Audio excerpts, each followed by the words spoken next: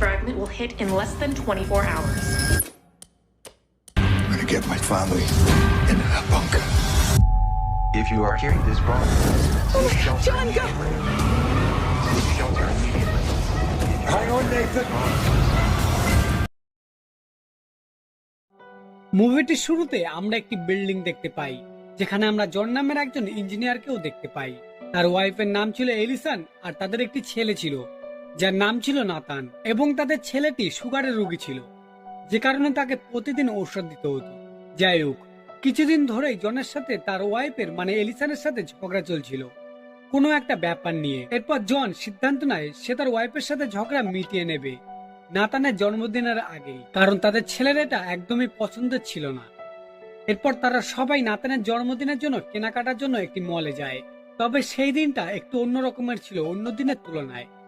এরপর তারা মলে যাওয়ার পর হঠাৎ করে জনের ফোনে একটি এসএমএস আসে, যেখানে লেখা ছিল কোনো বিপদের জন্য তারা একটি সুরক্ষিত জায়গায় যেতে পারবে তার ওয়াইফ আর তার ছেলেকে নিয়ে, যেটা সরকার দ্বারা বানানো হয়েছিল। এসএমএসটি দেখার পর জন অনেক অবাক হয়ে যায়। সে কিছুই বুঝতে পারছিল না এখানে কোন বিপদের কথা বলা হচ্ছিল। আসলে বেশ কয়েকদিন ধরে খবরে দেখানো হচ্ছিল মহাকাশে থাকা ক্লার্ক নামে একটি বিশাল অ্যাস্টেরয়েড, যেটা খুব দ্রুত গতিতে পৃথিবীর গা ঘেঁষে অতিক্রম করবে। এই অ্যাস্টেরয়েডটি এতটাই বড় ছিল যেটা যাওয়ার সময় পৃথিবীর মানুষরাও দেখতে পাবে, এবং এটা যদি একবার পৃথিবীর সাথে ধাক্কা খায় তাহলে পৃথিবীর আর কোনো অস্তিত্বই থাকবে না। কিন্তু সরকার থেকে জানানো হয়েছে এই অ্যাস্টেরয়েডটি কোনোভাবেই পৃথিবীর সাথে ধাক্কা খাবে না, এটা পৃথিবীর গা ঘেঁষেই চলে যাবে এবং মহাকাশে ধ্বংস হয়ে যাবে সেটি। এখানে সবাই অনেক খুশি ছিল, কারণ তারা জানে অ্যাস্টেরয়েডটি পৃথিবীর পাশ থেকেই চলে যাবে, তাই পৃথিবীর মানুষেরাও বেশি একটা ভয়ে থাকে না, তারা অনেক আনন্দ মজা করতে থাকে।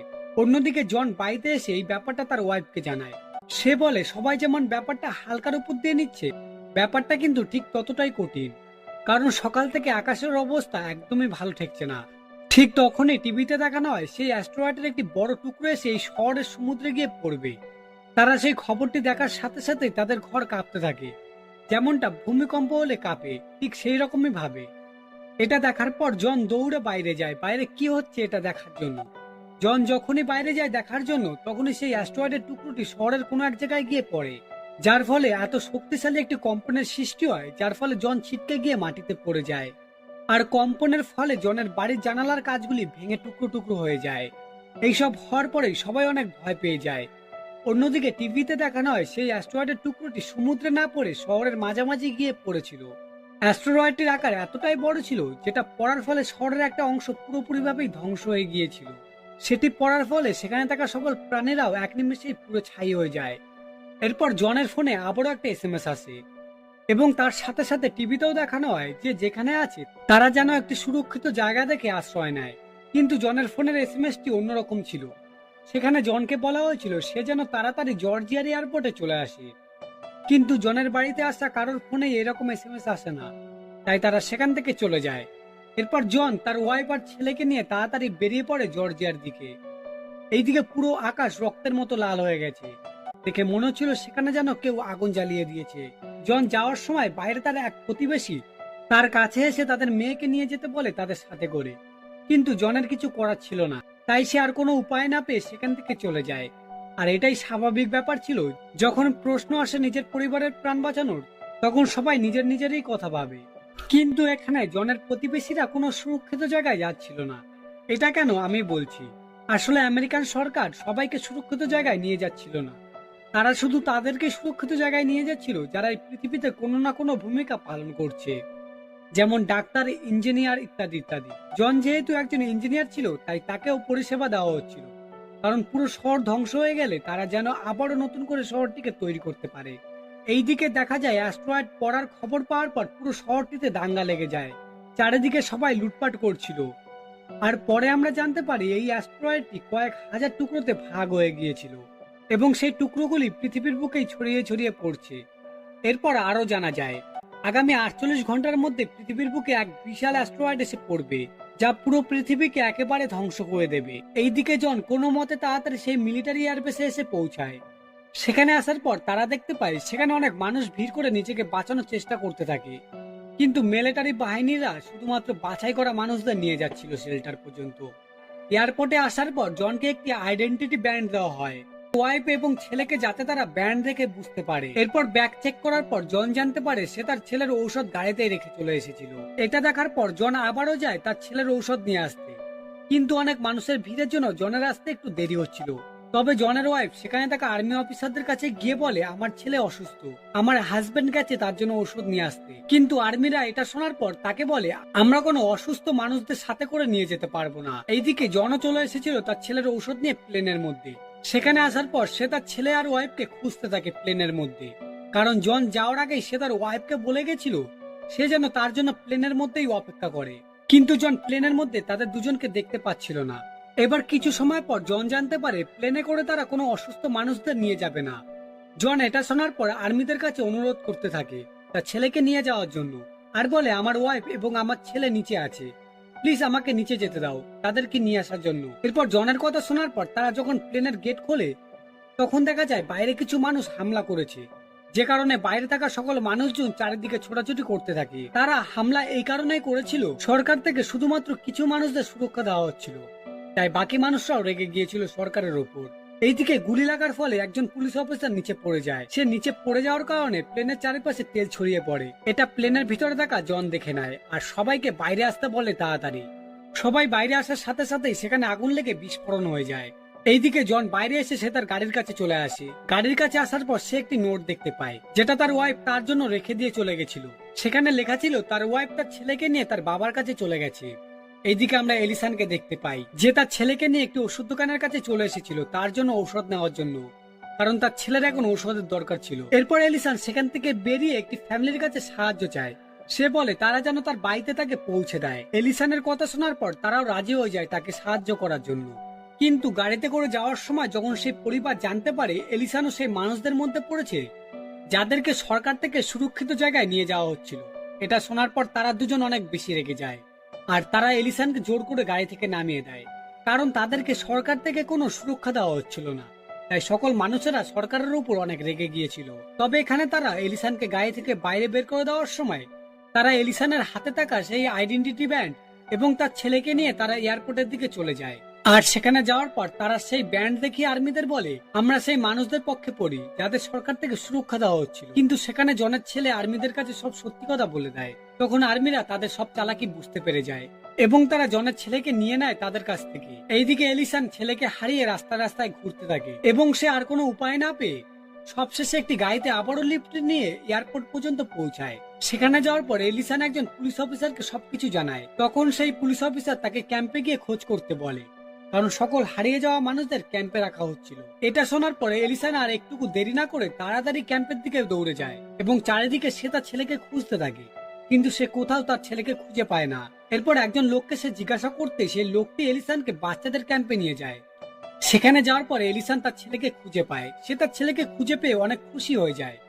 তখন সেখানে থাকা একজন নার্স এলিসানকে বলে তার ছেলের আর কোনো রোগ নেই, যা ছিল তার সব ঠিক হয়ে গেছে, কারণ ক্যাম্প থেকে তার ছেলেকে ইনসুলিন দেওয়া হয়ে গিয়েছিল। এরপর এলিসান একটি মিলিটারি বাসে করে তার বাবার বাড়িতে গিয়ে পৌঁছায়। এদিকে জনের ফোনেও নেটওয়ার্ক ছিল না, তাই সে এলিসানের সাথে যোগাযোগও করতে পারছিল না। তাই সে অনেক চিন্তার মধ্যে পড়ে যায়। এবার জন একটি ট্রাক দেখতে পায় যেটা কিনা কানাডা পর্যন্ত যাচ্ছিল, আর এলিসানের বাড়িও কানাডা যাওয়ার রাস্তার মধ্যেই পড়ে।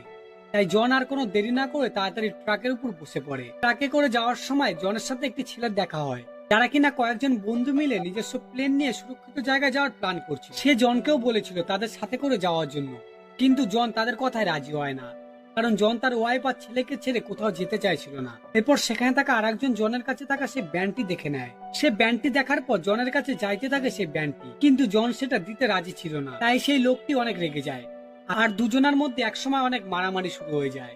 তাদের মারামারির মধ্যে জনের হাতে একজন মারাও যায়, আর তারা যে ট্রাকে করে যাচ্ছিল সেটিরও অ্যাক্সিডেন্ট হয়ে যায়, যার ফলে সেই ছেলেটির মৃত্যু হয়ে যায় যার সাথে জনের পরিচয় হয়েছিল। এইসব ঘটার পর জন অনেক হতাশ হয়ে যায়, কারণ সে কখনোই ভাবতে পারেনি তার হাতে দুজন লোক মারা যাবে। যাই হোক, জন এবার সেখান থেকে বেরিয়ে একটি অজানা ঘরের মধ্যে চলে আসে, আর ঘরের মধ্যে লাগানো টিভিতে সে দেখতে পায় পুরো শহরটিতে হইচই লেগে গিয়েছিল। চারিদিকে উল্কাপাত হচ্ছিল, সবাই এইদিক ওইদিক পালিয়ে যাচ্ছিল, আর অনেক মানুষজনও মারা যাচ্ছিল এবং পুরো আকাশের রং লাল হয়ে গিয়েছিল। এরপর জন নিজেকে সামলে নেয় এবং সে বাড়িতে থাকা একটি গাড়ি নিয়ে সেখান থেকে বেরিয়ে পড়ে। আর কিছু সময় পর সে এলিসানের বাড়িতে এসে পৌঁছায়। সেখানে আসার পর জন জানতে পারে এলিসান এখনো বাড়িতে এসে পৌঁছায়নি। এটা জানার পর সে আরো বেশি হতাশ হয়ে যায় আর কিছু সময় যাওয়ার পর এলিসান তার বাবার কাছে কল করে এবং বলে আমি বাড়ির বাইরেই আছি। এটা শোনার পর জন তাড়াতাড়ি বাড়ির বাইরে যায়। সেখানে যাওয়ার পর জন এলিসানকে দেখে অনেক শান্তি পায়। তারা অনেক কঠিন পথ অতিক্রম করে তারা আবারও একসাথে হয়েছিল, কিন্তু এখানে তাদের সামনে আরো যুদ্ধ বাকি ছিল। মানে খবরে দেখানো হচ্ছিল প্রায় 48 ঘন্টা শেষের পথে। মানে কাল সকাল 8টার সময় বড় অ্যাস্ট্রয়েডটি পৃথিবীর সাথে ধাক্কা খাবে, যেটা পুরো পৃথিবীকে শেষ করে দেবে একেবারের জন্য, এবং সেটা গিয়ে আফ্রিকা ও ইউরোপের মাঝামাঝি গিয়ে পড়বে। আর এর মধ্যে খবরে এটাও জানানো হচ্ছিল যাদের সরকার থেকে সুরক্ষিত দেওয়া হচ্ছে, যাদেরকে ব্যান্ড দেওয়া হচ্ছিল, তাদের সবাইকে নিয়ে গিয়ে একটি মাটির নিচে বানানো বাংকারের মধ্যে রাখা হবে, যেটা বানানো হয়েছিল গ্রিনল্যান্ডে। তখন জনের সেই ছেলেটার কথা মনে পড়ে যায় যে অ্যাক্সিডেন্টে মারা গিয়েছিল। আসলে সে জনকে বলেছিল সে আর তার বন্ধুরা মিলে নিজস্ব প্লেন নিয়ে গ্রিনল্যান্ডে যাচ্ছে। এইদিকে দেখা যায় অ্যাস্ট্রয়েডের প্রভাব আরো বেশি পৃথিবীর বুকে পড়ছিল। পুরো আকাশ নীল থেকে লাল হয়ে যায়। এইদিকে জন তার ফ্যামিলি নিয়ে গন্তব্যের দিকে বেরিয়ে পড়ে। আর কিছু সময় পর দেখা যায় রাস্তার মধ্যে দাঁড়িয়ে থাকা গাড়িগুলিতে একটা একটা করে উল্কাপাত হচ্ছিল। দেখে মনে হচ্ছিল যেন উল্কার বৃষ্টি হচ্ছে। এটা দেখার পর জন কোনো মতে তার গাড়ি নিয়ে অন্য রাস্তায় যেতে থাকে। জন অনেক কষ্ট করে সেই উল্কার বৃষ্টির হাত থেকে বেরিয়ে আসে, কিন্তু তাদের এখনো 6 ঘন্টা সময় লাগবে এয়ারপোর্ট পর্যন্ত পৌঁছাতে। এইদিকে জানা যায় সে অ্যাস্ট্রয়েডের আয়তন প্রায় 9 কিলোমিটার ছিল এবং তার তাপমাত্রা 900 ডিগ্রি সেলসিয়াস, যা পুরো পৃথিবীকে শেষ করে দেওয়ার জন্য যথেষ্ট ছিল। এরপর জন তার ফ্যামিলি নিয়ে অবশেষে এয়ারপোর্টে এসে পৌঁছায়। সেখানে আসার পর তারা দেখতে পায় অলরেডি একটি প্লেন টেক অফ করে বেরিয়ে গিয়েছিল, আর অন্য প্লেনটি টেক অফ হওয়ার জন্য প্রস্তুতি নিচ্ছিল। এটা দেখার পর জন তাড়াতাড়ি গাড়ি নিয়ে সেই রানওয়ের দিকে যেতে থাকে। আর এটাই ছিল জনের কাছে শেষ সুযোগ, তাই সে এই সুযোগটি কোনোভাবেই হাতছাড়া করতে চাইছিল না। এরপর জনকে রানওয়েতে দেখার পর প্লেনটি দাঁড়িয়ে যায় এবং পাইলটও বাইরে চলে আসে। পাইলটকে দেখার পর জন তাদেরকে অনেক অনুরোধ করতে থাকে তাদের সাথে করে নিয়ে যাওয়ার জন্য। জনের কথা শোনার পর পাইলটও রাজি হয়ে যায় তাদের সাথে করে নিয়ে যাওয়ার জন্য। এরপর তারা প্লেনে করে অনেক দূর পর্যন্ত চলে আসে, প্রায় গ্রিনল্যান্ডের কাছাকাছি। এটা দেখার পর পাইলট কিছুই বুঝতে পারে না সে কি করবে, তাই সে প্লেনটিকে ক্র্যাশ ল্যান্ডিং করায়। তবে প্লেনটি সোজা গিয়ে একটি পাহাড়ের সাথে ধাক্কা খায়, যার ফলে পাইলট মারা যায়। কিন্তু কোনো যাত্রীর কিছুই হয় না, সবাই একদমই ঠিক ছিল। ঠিক সেই সময় একটি অ্যাস্ট্রয়েড এসে পৃথিবীর বুকে পড়ে, আর সেই অ্যাস্ট্রয়েডের প্রভাব এতটাই বেশি ছিল যে কারণে প্লেনটাও খারাপ হয়ে যায়। এরপর জন বাকি সবাইকে নিয়ে গাড়ির মধ্যে গিয়ে বসে পড়ে এবং অবশেষে জন তার ওয়াইফ আর ছেলেকে নিয়ে গ্রিনল্যান্ডের সেই বাংকারের মধ্যে চলে আসে। এরপর জানা যায় 1 মিনিটের মধ্যে অ্যাস্ট্রয়েডের সব থেকে বড় ভাগটি, যার নাম ছিল ক্লার্ক, সেটি এসে পৃথিবীর বুকে পড়বে। এই খবর দেখার পর জন আর তার ছেলে অনেক ভয় পেয়ে যায়। তবে জন এখানে হার মানে না, সে তার ওয়াইফ আর ছেলেকে জড়িয়ে ধরে সাহস দিতে থাকে আর পুরনো সব স্মৃতি মনে করতে থাকে। ঠিক তখনই বাংকারটি কাঁপতে থাকে অ্যাস্ট্রয়েডের প্রভাবে, আর পুরো অন্ধকার হয়ে যায় চারিদিক। এরপর অ্যাস্ট্রয়েডের প্রভাব কমে যায় আর আমরা দেখতে পাই পুরো পৃথিবী অ্যাস্ট্রয়েডের কারণে ধ্বংস হয়ে গিয়েছে। সব জায়গায় ছাই আর ধোঁয়াতে ভর্তি হয়ে গিয়েছিল। এবার দেখতে দেখতে প্রায় 9 মাস কেটে যায়, আর বাংকারের মধ্যে থাকা সকল মানুষেরা অবশেষে 9 মাস পর পৃথিবীকে দেখতে পায়, যা দেখার পর তারা অনেক ভয় পেয়ে যায়। এবং জানা যায় গ্রিনল্যান্ডের মতো আরো কিছু জায়গায় ছোট ছোট বাংকার বানানো হয়েছিল, আর সেখানেও কিছু কিছু মানুষ বেঁচে আছে। এরপর বেঁচে থাকা মানুষেরাও তৈরি হতে থাকে ধ্বংস হওয়া পৃথিবীকে আবারও নতুন করে গড়ার জন্য। তারা আবারও পুরনো সভ্যতাকে ফিরিয়ে নিয়ে আসবে আর নতুন করে পৃথিবীকে মানুষের বসবাসযোগ্য বানিয়ে তুলবে। আর এর সাথে সাথে এই মুভিটিও শেষ হয়ে যায়। তো বন্ধুরা, এই ছিল আজকের গল্প। যদি ভিডিওটি ভালো লাগে অবশ্যই লাইক আর কমেন্ট করে দেবে, আর চ্যানেলটিতে নতুন হলে চ্যানেলটিকে অবশ্যই সাবস্ক্রাইব করে দেবে।